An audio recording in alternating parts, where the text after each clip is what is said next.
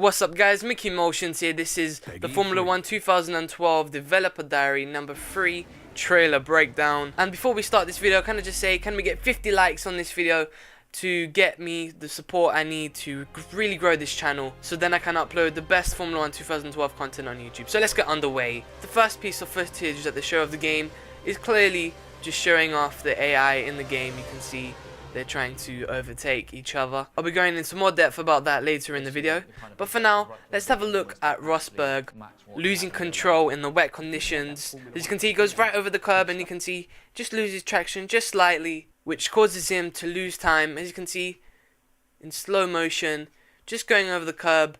And I know that they changed the physics so that, that the actual suspension actually changes, so you can't actually ride the curbs so easy like you could before. The next part of the trailer shows the safety car in use. You can see in slow motion the graphics have improved quite a bit once again. You can see the top lights of the car have changed to orange now instead of yellow. The colors and the reflection just looks better overall, making a really nice graphic. Moving on, they start talking about weather conditions and how they're actually going to change, because certain parts of the track are now going to be wet and certain parts are not going to be dry now.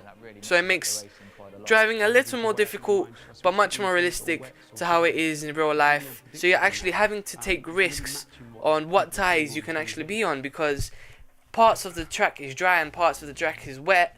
You don't know whether you want to keep on the dries or play it safe and go into the pits for wet tires or inters, whatever is needed. As you can see here in the wet conditions, the AI are trying to make a move around the outside. So as I've mentioned before, racing against the AI is going to be quite entertaining.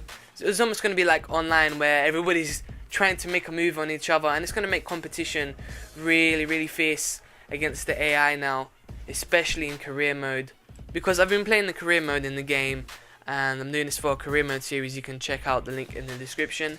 And I've noticed at every start of the race you're going to gain around 6 or 7 places. It's so easy to overtake the AI on the first lap because they just drive so slow and they're not trying to make a move on each other.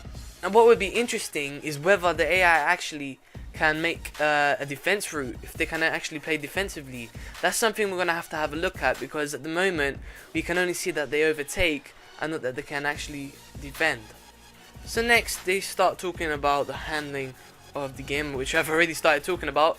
But you can see the McLaren braking there and it's locking up. You can see the smoke coming out, and you can see what I was talking about. You can't actually go over the curbs as you could before, or do it again in slow motion. Look at that, you're actually flying in the air. That's going to cost you a lot of time, and you'll be very lucky if you're using traction control off and you don't spin out, because in situations like that you're definitely going to spin out. It's going to be very interesting to see whether the 11:11 glitch is going to be back, or if there's going to be another glitch in the game. If there is, I'm going to be very disappointed with Codemasters. Hopefully they've sorted that out already, but I'm pretty sure they have. But if there's some kind of similar glitch which makes you faster than everyone else, then I'll be very disappointed, because there should be no flaws in the physics in this game whatsoever.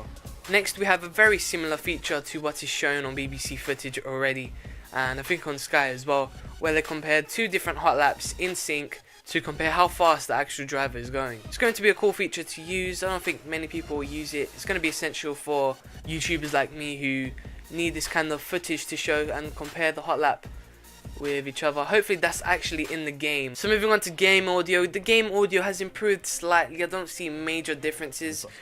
I can probably hear a lot more differences in the actual shifting when a car passes by. I don't actually hear difference with the sounds of the onboard engine. It just sounds very similar to Formula 1 2011. I don't understand why they say that there's a huge improvement, because it doesn't sound like there is a huge improvement, to be honest. And once again, they're going over the young driver's test.